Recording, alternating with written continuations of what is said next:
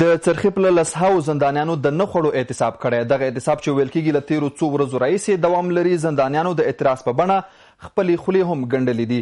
له زندانیانو سره د چارواکو ناوړه چلن پر وخت د دوسیو نه څېړنه هغه دلایل ښودل شوي چې له مخې زندانیانو اعتصاب کړی. دغه راز ویل شوي چې ډیری زندانیانو ان خپل د بند موده هم پوره کړې، خو بیا هم له زندانه نه خوشي کېږي. د کابل نیوز درنو لیدونکو السلام علیکم، زه اسماعیل شاکر یم او تاسو د نن خپرونه ګورئ.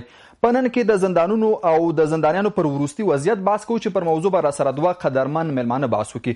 د کورنیو چارو وزارت د زندانونو د عمومي ریاست د محاکمو د اړیکو رئیس جنرال شامیر امیرپور او حقوقي کارپو عبدالسبحان مصباح. ستړي مشئ. امیرپور صاحب، که دا بحث له تاسو سره پیل کوم، د څرخي په زندان کې اوس وضعیت څه ډول دی؟ اعتصاب اوس هم دوام لري؟ بسم الله الرحمن الرحیم. سلام خدمت شما و سلام خدمت بیننده های محترم. وضعیت زندان پل چرخی فعلا نگران کننده نیست، وضعیت آرام داره. منتها یک چند فیصدی یک از بلاک‌های محبس مرکزی اعتصاب به نان نگرفتن کردن، یعنی غذای خود نمیگیرن، هم نه تمام محبوسین یک بلاک 7 بلکه یک فیصدی از اونا که میشه 50-60 فیصدی از محبوسین غذا نمیگیرن. یعنی اوس هم دغه اعتصاب دوام لري؟ تا همین لحظه‌ای که من می آمدم گفتگو جریان داشت. هیئت بسیار با صلاحیت از پارلمان افغانستان تشریف برده بودند، از مقام ریاست جمهوری و مشاور ریاست جمهوری تشریف برده بود، با اونا صحبت‌هایی داشتن. بسیار احتمال داره که محبوسین ما از حالت اعتصاب بیرون شده باشه. داسې ویل شوي دي چې ډېری زندانیان حتی د مړه کېدو یعنې وژل کېدو خبر هم شوې ده چې شاوخوا 15 زندانیان مړه شوي دي په دې اعتصاب کې او ځینې روغتون ته لیږدول شوي دي. دقیقه ده خبره؟ متاسفانه چنین خبرهایی را ما هم از بعضی از تلویزیون‌های معتبر شنیدیم که خیلی ازشان گله‌مند هستیم. مسئله کشته شدن یک نفر محبوس هم مطرح نیست و از بنیاد بی اساس و اشتباه هست این خبر و ما یک نفر هم نداریم که خوشبختانه در اواخر که به مرگ طبیعی هم فوت کرده باشه. به این اساس خبری کشته شدن محبوس تکذیب میشه و غلط و نادرست. روغتون ته خو لیږدول شوي دي د اعتصاب له امله؟ خب به لحاظ که هر روزه ما تعداد زیادی از محبوسین سراپا مریض به شفاخانه میبریم و یا مریضایی که مشکلات دارن. شما میدونید یک جمعیت 10-10.5 هزار نفری طبیعی در میانشان مریضایی او هم در درون محبس به وجود میاد که ما را به صورت طبیعی به شفاخانه میبریم. دلایل چې دغه اعتصاب پیل شوی ده، تاسو زموږ په مقدمه کې ځینې دلایل واورېدل. د دوسي پر وخت نه څېړل کېږي، له زندانیانو سره سم چلن نه کېږي. هغه دلایل دي چې له مخې ویل شوي زندانیانو اعتصاب کړی. ستاسو له نظره دغه دلایل سم دي؟ در شکایاتی که رسما و به صورت شفاهی با نماینده های محبوسین داشتیم و به ما رسیده، مسئله برخورد نادرست با محبوسین قطعا نه در شکایات کتبی از اونا موجود بود و نه هم در گفتگوهای رو در رو، چی با ما و چی با نماینده های محترمی که از بیرون تشریف آوردن. قطعا این مسئله برخورد نادرست و غلط وجود نداشت. اما مسئله ای که اونا شکایات ازی داشتن که ما باید در تخفیف های مقام ریاست جمهوری باید بیشتر مستفید شویم، یعنی که برای کسایی که حبس بلند دارن اونا استفاده بیشتر از تخفیف بکنن و همچنان آرزو داشتن که باید استثناء قرار نگیرن، طوری که در قانون اجرات جزایی ماده 350 تعدادی از جرایم استثناء قرار داده که نباید مورد عفو قرار بگیرن. اینا میگن که این ماده باید تعدیل شود، باید برای ما هم برای جرایم علیه امنیت داخلی و خارجی، برای اختطاف، برای قتل عمد، برای مثلا تجاوز جنسی یا برای خشونت علیه زن، برای جرایم فساد، اینها استثناء قرار داده شده که نباید از عفو رئیس جمهور استفاده کنن، ولی از تخفیف استفاده میکنن به حدی که در قانون قید شده. اونا انتظار دارن که باید ما از استثناء بیرون شویم و علی سویه بر تمام محبوسین یکسان عفو و تخفیف داده شود. همین رقم آرزو دارن که باید به ولایات خود تبدیل شویم و حبس خود را باید در محبس مربوط به ولایت خود سپری کنیم و از این دست خواهشاتی دارم. مثلا فرمان تقویتی که قبلا در زمان رئیس جمهور کرزی برایشان داده شده بود، او دوباره برای ما داده شود و کسانی که به تأخیر فیصله هایشان صورت میگیره باید برای از اینا او زمان تأخیر شده برایشان تخفیف داده شود. مثلا باید در 6 ماه و 15 روز تمام دوسیه ها یک نفر در 3 مرحله فیصله شود. ولی بعضا دیده میشه که نظر به حجم قضایا و نظر به محتوای از اینا، پیچیدگی مسئله از طرف محاکم تمیز و یا محاکم استیناف قرار میخوره و بعد نقض میشه و بعد دوباره مراحل محاکماتی را طی میکنه که 2 سال 3 سال بعضی دوسیه ها در بر میگیره. اینا اینطور ادعا میکنن که مدت بیش از 6 ماه و 15 روز ما هم باید وقتی که برای تخفیف در نظر گرفته شد. این گناه ما نیست. ولی داسې ادعای هم شته چې ځینې زندانیان اته دوسیې لا نه دي راخیستل شوي، زندان ته تللي دي، کلونه تیر کړي، خو دوسیه بې برخلیکه ده. او ځینې داسې زندانیان هم شته چې لکه تاسو چې وویلې مراحلو ته ضرورت نه لري، په کم وخت کې هغه دوسیه باید وڅېړل شي، ولې دوسیې نه راخیستل کیږي. ما فکر میکنم که در محابس افغانستان و دورانایی که قبلا به دوسیه ها زود رسیدگی نمیکردن ختم شده. حالا بیشتر اوقات ما شکایت از این نداریم که مثلا دوسیه زود سریع بالایش کار نشه، کار میشه. ما مشکلاتی که در سالهای 87 89 85 داشتیم فضل خدا و مشکلات ما امروز نداریم. در روز زمانها شما شاهد بودین و که در 2 سال 3 سال یک دوسیه، 4 سال 5 سال یک دوسیه تمام نمیشد فیصلش. و حال ما اینطور موارد یا نداریم و یا هم بسیار کم داریم. من جناب صاحب تاسو ته راګرځم. سبحان صاحب د زندانیانو بنسټیزو حقوقو په اړه کراته وایي، هغه حقوقونه چې په قانون کې ورته ورکړل شوي دي، فکر کوئ د افغانستان په زندانونو کې رښتیا هم زندانیانو ته هغه حقوقونه رسیږي؟ ډیره مننه د لوی څښتن په نامه د امیرپور صاحب او تاسو په اجازه او کتونکو ته سلامونه او نیکې هیلې. ګورئ، د بحث د زندانیانو، د محبوسینو او د توقیف، هغه څوک چې توقیف په حالت کې اوسي، د دوی لپاره په قوانینو کې خاص حقوق په نظر کې نیول شوي دي او دا یو مهمه بحث ده په حقوق د جزا کې.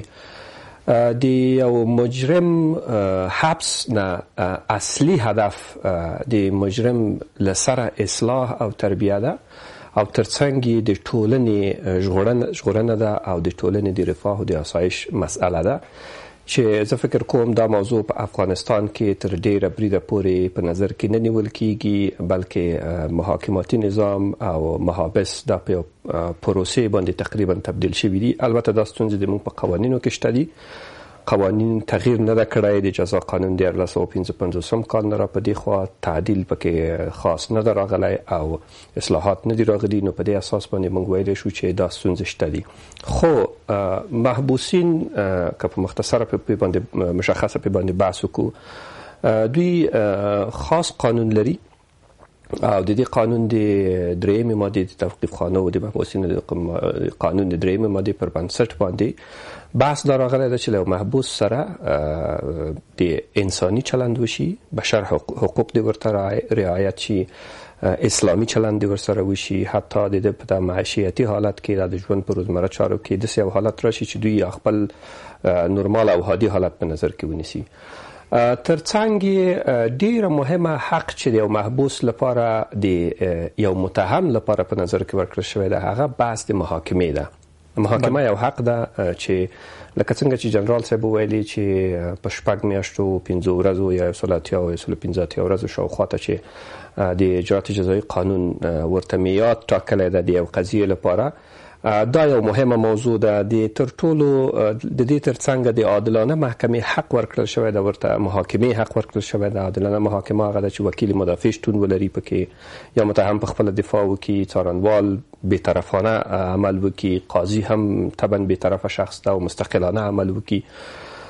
دا د نشکنجې حق ده، په زور باندې د اقرار نه اخیستلو حق ده، د تعذیب چې انسان د تعذیب موضوع ده. او بل مسئله یعنی تعذیب د نشي انسان په هیڅ حالت کې خلاف د کرامت انساني مجازات نشته دي. مجازات د افغانستان د جزا په قانون کې تعریف شوي دي، مجازات په اصلي، تکمیلی، طبیعي او احتیاطي تدابیر باندې تبدیل شوي دي او جرم هم تعریف ده، 3 عنصر لري هر جرم چې هغه قانوني عنصر ده، مادي عنصر ده او معنوي عنصر ده. دا شیان ټول په نظر کې نیول شي دي. مشخصا دغه مسله باندې راشو د ترخیب له زندان مسله باندې چې مخکې جنرال صاحب اشاره درلود، هغه دلایل وړاندې کړل چې لمخې زندانیان اعتصاب کوي د بلکې په توګه د عفو کوم فرمانونه چې ورکول کیږي استثناءات زندانیان نه مني، یا مثلا دا چې وایي دوی د خپل ولایتونو کې زنداني شي. آیا قانون کې داسې څه پیشګویي شته چې دوی کولی شي د کابل پر ځای په خپل ولایت کې زنداني شي؟ ګورې دغه د په قانون کې د عفو موضوع او په زندانونو کې د دوی د وضعیت موضوع په ارتباط باندې اجرات جزایي قانون په 348 ماده کې خصوصي عفو کې لکه څنګه چې جنرال صاحب فرمایل ځینې موارد استثناء په نظر کې نیولي دي. د ولسمشر صلاحیت کړنلی ده چې هغه موارد لکه اختطاف، ګروګانګري، قتل عمد، حدود، دیت، قصاص، اداري فساد، قاچاق د مواد مخدرو، تروریستي جرایم، دا هغه موارد دي چې په ټوله کې استثناء په نظر کې نیول شوي دي. په دې هکله د زندانیانو غوښتنه غلطه ده. اعتصاب د اساسي قانون د 20 ماده پر بنسټ باندې د زندانیانو یا د نورو وګړو د ټولو د حق ده کولای شي د اساسي حقوقو له جملې نه ده.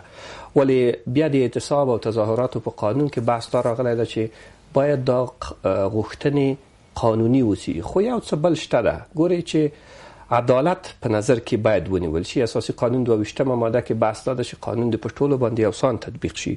همدارنګه د توقیف خانو او د محابسو د قانون په 3 ماده کې بحث دا راغلی ده چې له ټولو زندانیانو سره د پرته له کوم تبعیض نه چلند وشي. هغه څه چې په حقوقي لحاظ باندې د یو محبوس حق ده هغه باید په هر حالت کې په مساوي توګه په نظر کې ونیول شي. نو کوم اعتراض چې اوس دوی کړی ده چې گویا په قانون کې ترڅو چې په قانون کې تعدیل را نشي، دلته حتی ولسمشر هم نشي کولای په دې مواردو کې بحث د توقیف د تخفیف په نظر کې ونیسي. خو کله دې نه پرته داسې چلند کیږي چې د دوی انساني کرامت تر پښو لاندې کیږي، د دوی بشري حقوق نقض کیږي، اسلامي حقوق نقض کیږي، یا هم ورسره تبعیض‌آمیزه چلند کیږي. په دې حالاتو کې یا هم تر ټولو مهمه مسله ده د دوی د قضیو د سرنوشت بحث ده چې د توقیف خانې په حالت کې ده. موږ لرو ځینې څارنوال صاحبان، ځینې قاضي صاحبان چې دوی استنکاف کوي او هغه قضایو ته لکه څنګه چې 180 ورځې ورته وخت ورکړی دی، 115 ورځې د یو قضیې د سرنوشت لپاره، د فساد لپاره یا د نورو ځینو مواردو د شتون له کبله دوی دغه قضیې په هغه مناسبه وخت کې په نظر کې نه نیسي. خصوصا به توقیف په مرحله کې ګورئ د اساسي قانون د 1 ماده پر بنسټ باندې، د اجرات جزایی قانون د 1 ماده پر بنسټ باندې یو څارنوال کولی شي چې چیرته بحث د جنحې یا د جنایت مطرح شي او دلایل په باندې شتون ولري، ځینې شرایط دي لکه د فرار امکانات وسی، لکه مثلا د دې امکان وسی چې هغه دلایل د اثبات له منځه لاړ شي. په دې حالاتو کې د توقیف صلاحیت لري، خو دا صلاحیت میاد چې دا د لومړي ځل لپاره یوازې د 15 ورځو لپاره ده. که چیرته جرم جنایت وسی په کټګوري لحاظ باندې او که چیرته جنحه وسی بیا د 2 ورځو لپاره ده.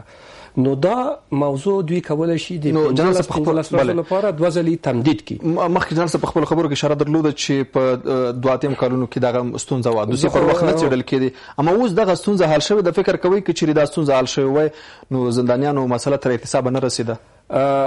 د جنرال صاحب نظر ته په احترام د خپل دیدګاه نه دا بحث کوي او زه غواړم د خپل لیدلوري باندې بحث وکړم. زه فکر کوم اوس هم شته دا قضیه، یوه قضیه هم که اوسي، یوه ستونزه هم که اوسي د یو چا چې مثلا په کلونو یا په میاشتو یا له دغه میاد نه وروسته دغه 15 ورځې چې بیا 2 ځلې نور تمدیدیږي، 45 ورځو پورې رسیږي چې بیا هغه هم د صلاحیت د محکمې نه ده. له دې نه وروسته که یو څوک په توقیف کې پاتې کېږي او ازادي سلب کېږي، د دې مسؤلیت هیڅوک نشي او داسې ویل شوي دي چې ډېری زندانیان داسې شته چې د بند موده یې پای ته رسېدلې خو لا هم بې سرنوشته دي. دا یو مهمه موضوع ده. په دې مسله کې څارنوالي مکلفیت لري، په دې موضوع کې په خپله محابسو ریاست مکلفیت لري د قانون پر اساس باندې د هغه چا چې میاد ختمیږي. ځکه ګورې ازادي تر ټولو یو مهمه حق ده او دا حق یوازې د حکم د اساسي قانون د 25 ماده پر بنسټ باندې تر څو چې په قطعی یا هم نهایی محکمه د حکم پر اساس باندې یو څوک مجرم ثابت نشي د هغه برات ذمه ده، اصلي حالت لري. دغه توقیف هم چې کیږي، دا توقیف یو احتیاطي تدابیر دي د دې لپاره چې مجرم فرار ونکړي یا د تحقیق زمینه مساعده شي یا په حاکم او محکمه او څارنوالۍ په میاد کې. نو پرته له دې نه هیڅوک حق نه لري چې دا ازادي تاسو ته راګرځم. جنرال صاحب، مسایل مطرح شو د حقونو د زندانیانو د حقونو مسله ده چې دوسی پر وخت باید وڅیړل شي، تعذیب نشي او داسې ماحول ورته برابر شي لکه عادي ژوند کې شوي. فکر کوي دغه حقونه چې په قوانینو کې ورته پیشبینی شوي دي د افغانستان په زندانونو کې رعایت کیږي؟ شما درست گفتین و بسیار زیبا جناب مصباح فرمودن که برای محبوسین حقوقی در نظر گرفته شده در قوانین افغانستان که ما و تمام کسایی که در قضایای محبوسین و قضایای بررسی و پروسه محاکمه دخیل هستند باید در نظر بگیرند. هیچ نهادی به اندازه محابس و موضوع محبس در او یعنی چندین ارگان دخیل است در قضیه چیز. حالا ما مسئولیت نگهداری محبوسین به دوش داریم، مثلا څارنوالی مسئولیت تحقیقش داره و محاکم محترم مسئولیت حکم داره که صادر بکنن و امیر رقم وزارت معارف مکلف ساخته شده که زمینه‌های تعلیم و تربیه را با ما همکاری بکنه. امیر رقم وزارت محترم کار و امور اجتماعی زمانه‌های کار و فعالیت برای ما مساعد بسازن. یعنی یک فعالیت جمعی است تقریبا در مورد محبوسین. ما تا جایی که با امکانات خود، با توجه به امکاناتی که ما داریم و وسایل امکانات که اختیار داریم، ما تمام حقوق محبوسین را رعایت کردیم. اما فراموش نکنیم که ما در افغانستان هستیم و ما یک محبس معیاری نداریم و هیچ یک از محابس ما هم معیاری نیست، با وجودی که بعضی از محابس ما جدیداً ساخته شده. با ساخته شدن یک محبس یا بدنه و ساختمان یک محبس معیاری نمیشه. اونجا شرایط زیادی کار است که باید یک محبس. مشکل چیه د زندانونو د معیاري جوړولو پر وړاندې ولی نه معیاري؟ ببینین، برای معیاری شدن باید اولا ساختمان محبس معیاری باشه و بعد تشکیلات معیاری برایش در نظر گرفته شود، بعد پرسنل آگاه و متخصص برایش در نظر گرفته شود، بعد تمام وسایل و امکانات و زمینه‌هایی که لازم است برای محبوسین. مثلا شما توجه داشته باشین که ما یک سفری به استرالیا داشتیم، پرسیده شد از مسئولین محابس استرالیا که مصرف یک نفر محبوس $210,000 است، در حالی که به اساس محاسبه که ما در افغانستان کردیم حدود $4,000 است، با هم مصارفی که معاش پرسنل، وسایل، امکانات و میرقم.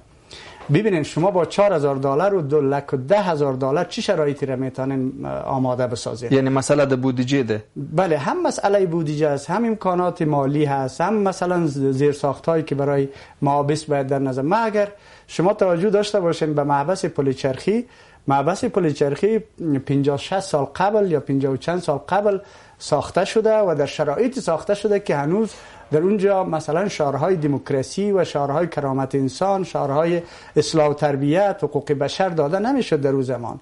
حالا ما اگر از نظر ما که به حیث یکی از آدمهای مسلکی در امور محابس عرض می است که برای ما صلاحیت داشته باشه، ما تماما چهره و ساختار اینمی محبس پلچرخی. یو مسله جنرال صاحب چې ډیر ځله شکایتونه کیږي په محابسو کې پر حقونو باندې بحث وشي چې هغه حقونه باید ورکړي شي. تاسو له خپل وسه حقونه ورکړي دي، ولی ویل کیږي هغه حق چې خپل محبوسین نه لري، په دې معنی چې ځینو مواردو کې ویل کیږي چې زندانونه اند نشي توکو د کاروبار مرکزونو باندې وخت دي او ځینو مواردو کې زندانونو کې ټلیفون کارول مانه دی، ولی زندانونو ته ټلیفون ورکړل شوی دا داسې ول شوی دي چې له زندان ځینې پیخي کنټرول دغه سي موارد شته.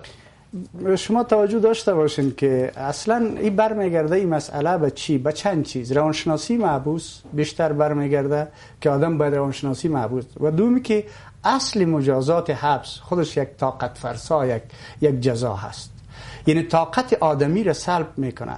زمانی که شما در محبس، یعنی خطرناکترین مثلا جزا بعد از اعدام جزای حبس است، شما حوصله از اونا سر میره. یکی از دلایل دیگه ای که اینمی رفتار بسیار زیاد انسانی و رفتار توأم با عطوفت و مهربانی هست که محبوسین حال تا جای پیش میرن که مثلا خواسته های فراقانونی مطرح میکنن. یکی از محبوسین از برادرای ما مطرح کرد که شما مثلا چرا در محبس بگرام مدرسه ندارین، در حالی که اونجا مدرسه است و کتابای دینی تدریس میشه. من برایش گفتم که خب شما دیگه حالا در محبس پلچرخی هستین، شما مشکلات خود مطرح کنین. شما دیگه دعوای ازیره دارن که بحث مشکلات پلچرخی ولې د نشئی توکو کاروبار داسې ویل کېږي چې په خپله د زندان چارواکي ورسره پکې شریک دي. عرض دارم صاحب، خب این تنها نیست که مثلا ما مواردی داشتیم متاسفانه، بله یک مورد دو مورد که اگر پرسنل ما ضعیف نفسی کردن و این کار دست داده باشن ما وارد دستگیر کردیم و پنجه قانون سپردیم. ولی شما یک روز یک هیئت آمد، در همون روزی که هیئت آمد متاسفانه همه هموطنا و خواهرها و برادرای ما هستن، ما از بدن چندین آدم هم مرد و هم زن مواد مخدر بیرون کردیم. ما از یک محبوس حتی در بدن خود در پاهای خود مالیده بود مواد مخدره، باز اونجا که پیش پایواز خود میره ایره به شکل جمع میکنه یا در لباس خود میچسبانه یا میماله تا اینکه لمس نشه یا دیده نشه. به هر حال برای از بین بردن از این راه حلی است که حل لارو ته ورستو تاسو سره وګرځم وخت کم لرو. مصباح صاحب یو مسلې ته تاسو اشاره وکړه د په زندانونو کې هغه حقونه چې تاسو ور باندې باز درلود، د دې په ځای چې هغه حقونه ورکړل شي ځینې نور حقونه چې مخکې ما جنرال صاحب نه پوښتنه وکړه لکه د نشي توکو کاروبار یا مثلا اته هغوی د ټلیفون ورکول شعارونه ځینې مسایل په زندانونو کې مطرح شوي دي، فکر کوم چې دا د محبوسینو حق ده چې ورکول کیږي؟ ګورئ د زندانونو موضوع ډیر قوي منیجمنت ته ضرورت لري، ډیر قوي مدیریت ته ضرورت لري. نه دا څه چې اوس روان دي دا بحث د مخدره موادو د خو په هر حالت کې جرم ده. ګورئ یو څه زه باید ووایم چې یو څوک چې محبوسیږي هغه د یو محاکماتي پروسې نه راوځي او جرم پې ثابتېږي بیا محکومیږي، نو که چیرته دوی بل هر جرم مرتکب کیږي صحیح ده چې ازادي سلبیږي، دا خو مجازات دي، خو که په جریان د محبس کې په جریان د حبس کې دوی د هر نوع جرم مرتکب کیږي دوی بیا مجرمین دي، متکرر مجرم ګڼل کیږي او د دوی د مجازاتو مسله بیا له سره مطرح کیږي په دې موضوع کې. خو دې کې لکه څنګه چې جنرال صاحب ویلي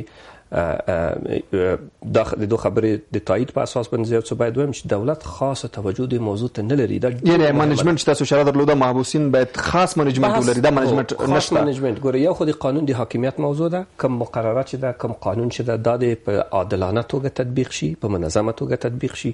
خو د دې ترڅنګ نور قوانینو ته اړتیا شته چې قوانینو کې اصلاحات ډیر مهمه حق د صحت ته ضرورت. لکه څنګه دوی ویلي په زندان کې د یو نفر مصرف زه فکر کوم اوس به یا 200 افغاني یا 1.5 افغاني د درې وختو د ډوډۍ لپاره، دا په داسې حال کې چې 80 افغاني، دا په داسې حال کې چې هغه بګرام په زندان کې ما په خپل هلته کار کړی ده د حقوقي مشاور په حیث باندې ومه، هلته د یوه زندان لپاره په حدود $10 شاوخوا ورکول کېدله د مصارفو له تر دې هم زیات وله. د دوی د صحت موضوع ته ډېره قوي توجه کېده، حق د تحصیل ته ډېر مهم، تعلیم ته یعنی خاص برنامې ورته هغه کړې وي، دا د ژوند ټول برنامې ورته په نظر کې نیولې. ګوره هغه څه چې محدودیت پې راځي هغه آزادي ده یا هغه مجازات چې د حکم پر اساس باندې که هغه تکمیلي مجازات وسی، مثلا داسې مجازات ورته ورکول کېږي چې د یوه ځان نشي کاندیدولی یا به رای نشي ورکولی د یو خاص مدت لپاره چې هغه تکمیلي مجازات دي، یا خو هر څه چې هغه به حکم د محکمه کې د قانون پر اساس باندې ورته مجازات ټاکل کېږي، ولې له هغه نه پرته هغه کولی شي دا چې په زندانونو کې منیجمنت باید څه ډول وي او څه ډول شي. وروستو تاسو راګرځم او جنرال صاحب باس په سر جمعبندي کو په دې پوښتنه چې د ترخیب له زندانونو بالاخره برخلیک به څه کېږي. سرنوشت تاسو ویل چې هلته هیئت بوخته په دې مسله باندې څه به وشي؟ ما یقین دارم که خواسته های قانونی از اونا پذیرفته میشه، هم از جانب ما پذیرفته میشه و هر هیئتی که اونجا تشریف ببره او رو میپذیرن و مقام ریاست جمهوری هم میپذیره خواسته های معقول از اینا رو. ولی اگر خواسته های مثلا غیر قانونی باشه، مثلا طوری که جناب مصباح فرمودن تعدیل آوردن در قانون یا مستثنا بودن از بین بردن، مثلا بعضی جرایم در قانون مستثنا هست و صلاحیت رئیس اگر مسئله نه حلیگی مثلا هدایت رئیس به جمهور امی است که بعضی مواد مخدر باید به ولایات افغانستان حبس خود در مرکز سپری کنن، تبدیل نشون. این حکم برای ما قانون است حکم رئیس جمهور ځینې مسایل لکه چې د دوسیې په وخت څېړنه شي که چېرې یو مورد هم بیا هم ښه خبره نه ده په زندانونو کې مصباح اشاره درلوده څه ډاډ ورکولی شي زندانیانو ته یا د زندانیانو کورنیو ته چې دوسیه به پر وقت څېړل کیږي؟ ببینید چند مورد خاص داشتن، تقاضای خاص که قانونی بود از ما به موقع سرش اقدام کردیم، کار کردیم. اونا گفتن فرمانهای تقویتی به ما داده شود. ما عملا با والي سارنوال افغانستان تماس گرفتیم، شخصا با جناب لوی سارنوال و معاون محترمشان جلال صاحب تماس گرفتیم، جلسه گرفتیم. حکمی از اونا در این زمینه وجود داره که ریاست تنفیذ احکام باید به تمام فرامین و تخفیف‌های که اینا برخوردار نشدن و استفاده نکردن برایشان داده شد. کورمدان او مصباح صاحب بس ما سره جنبندي کې په یو جمله کې چې د زندانینو ښه منیجمنت یعنی څه ډول کېدلی شي؟ ګوره زه خو دا وایم چې قضایه قوه او په ټول ښکیل کسان دي په دې موضوع باندې او خاصه توجه او خاصه څېړنه وکړي په دې موضوع باندې، ځکه ډېره مهمه مسله دا ده چې ډېر زیات مصارف په دې مسلې باندې کیږي. په قوانینو کې خاصو تعدیلاتو ته او اصلاحاتو ته اړتیا شته. عادي جرم چې دومره ارزښت نه لري هغه په حبس باندې تبدیلیږي. د هغو لپاره لازمه ده چې جرمي نقدي جریمه په نظر کې ونیول شي. نو ښه وړاندیز مې دا ده چې دغه اوسنی قانون دی عادلانه او مساوي تطبیق. کورمدان چې راغلی په موضوع مرا سره بحث وکړ. ګرانو لیدونکو له تاسو ډېره مننه چې تر دې دمه مو زموږ ملتیا کوله. تر بیا مو الله عمل شه.